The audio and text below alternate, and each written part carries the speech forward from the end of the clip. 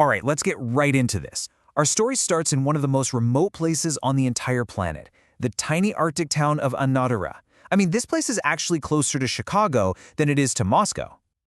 So, in early 2024, Vladimir Putin makes a trip out there, and he praises this little town as this huge demographic success story. He's holding it up for everyone to see, calling it a model for the whole country, a real beacon of hope. But let's actually look at the number behind all that fanfare, that beacon of hope Putin was talking about. Well, it was a net population increase of just 157 people, and that's over 11 years. We're talking about maybe 14 people a year. That's it. And here's the crucial point. While the Kremlin is out there celebrating this tiny gain in one isolated town, the bigger picture is, well, it's pretty bleak. The hard reality is that most of Russia was, and still is, completely hollowing out. This really gets to the heart of the matter. You know, a lot of developed countries are shrinking. That's true. But Russia's situation, it's unique. And it's different for some pretty tragic reasons. This isn't just about a low birth rate. Okay, so look at this comparison. Take a country like Italy. It's also shrinking. On the surface, the numbers look kind of similar, right? Both saw their birth rates drop by about 50%. But the reasons why could not be more different. For Italy, it's a side effect of progress, better education, more opportunities for women. But for Russia, it was a reaction to total economic collapse, to hopelessness, to just plain despair. And that brings us to this chilling term demographers use, the Russian cross. You see, as medicine got better, Italy's death rate stayed pretty stable. But in Russia, the death rate absolutely skyrocketed at the exact same time the birth rate was cratering. The whole country was being squeezed from both ends, like a vice. And the sheer scale of this is just, it's hard to wrap your head around. This quote really captures it. Think about it. You go from a surplus of 11 million births to a deficit of 12 million deaths. That's a demographic swing of 23 million people. I mean, those are warlike casualty numbers, but this was all happening in peacetime. So you have to ask, what on earth could cause a country's death rate to just explode, especially while modern medicine was getting better everywhere else? Well, it turns out the clues are all surprisingly consistent. When you start connecting the dots, you see that deaths from heart problems spike on the weekends. You see that death rates are way lower in Muslim-majority parts of the country where drinking is forbidden. All the evidence, it just points overwhelmingly to one single culprit, vodka. And the danger here is just, it's hard to overstate. A Russian man has a staggering 25 to 30% chance of dying from something related to alcohol. Think about that, 1 in every 4 men. And to put that into perspective, just look at this chart. Russia's rate of alcohol-related deaths isn't just a bit higher than other places. Back in 2012, it was a full 10 times higher than it was in the United States. 10 times.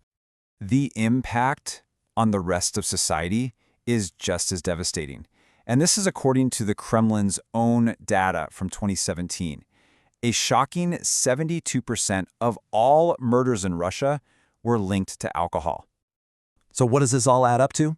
A male life expectancy of just 68 years. That's a decade and a half shorter than in places like Sweden or Switzerland. It puts Russia in the same league as a country like Haiti. So this looks like an obvious 5-alarm national crisis, right? So why hasn't the government just fixed it?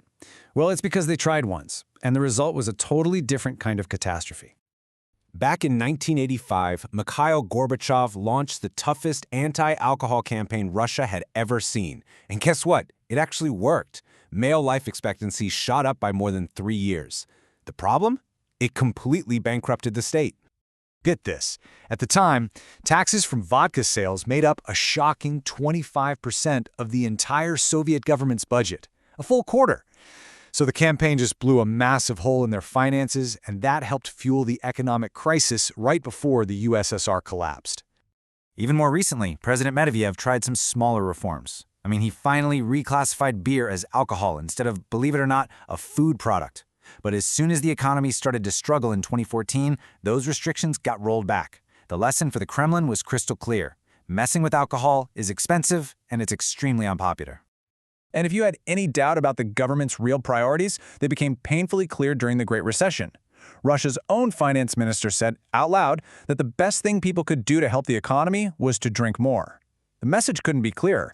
The state needs the money more than it needs healthy citizens. Okay, so let's fast forward to today. We're going to see how this chronic, decades-long problem is now being hit by a perfect storm of new crises, and it's turning a slow-motion decline into a full-blown catastrophe. This perfect storm, it starts with a healthcare system that was ranked dead last in the world for efficiency.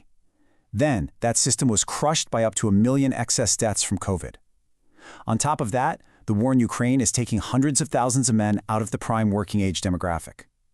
And if that wasn't enough, you have an exodus of up to 2 million of the youngest, brightest people fleeing the country. The combined impact of all this is just staggering.